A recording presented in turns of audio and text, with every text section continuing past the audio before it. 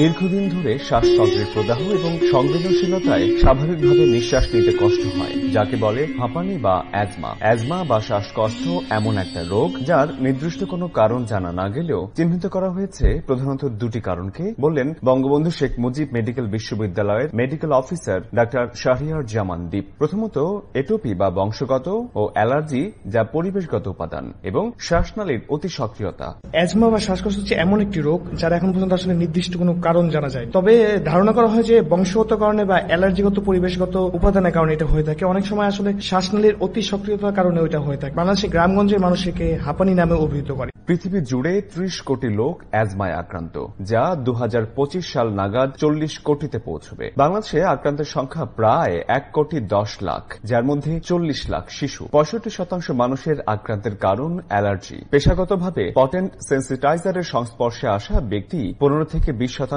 অ্যাজমায় আক্রান্ত। ডাক্তার দীপের কাছে আমরা জানতে চেয়েছিলাম অ্যাজমার লক্ষণগুলো কি কি। ধুলোবালি, বিশেষভাবে ঘরের ধুলো, ঠান্ডা কিংবা গরমের কারণে শুকনো কাশি, শ্বাসকষ্ট এবং ঋতু পরিবর্তনের সময় শ্বাসকষ্ট সহ আরো কিছু লক্ষণ বললেন তিনি।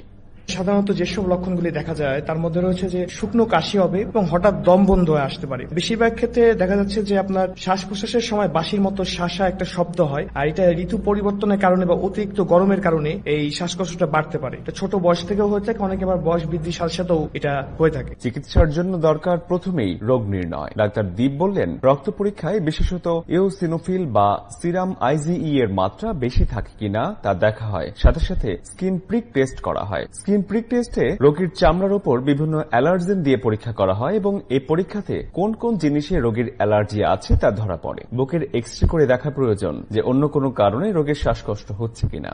শ্বাসনালীর যে সমস্যাটি, এই সমস্যার সাথে বিভিন্ন ওষুধ ব্যবহার করা হয়ে থাকে, যেমন বঙ্কোডাইলেটর, নালবিউমাটল, ফিউমোফাইলিন, ব্যামবুটারল। সবচেয়ে বেশি ব্যবহার করতে বলে থাকি রোগীদের, সেটা হচ্ছে ইনহেরাল। ইনহেরালের মধ্যে রয়েছে রোটাহেরাল, একুহেরাল ইত্যাদি। রোগীর অবস্থা বিবেচনা করে হয় সেটি অনুসারে আমরা দিয়ে থাকি। চিকিৎসার চেয়ে সাবধান থাকা ভালো।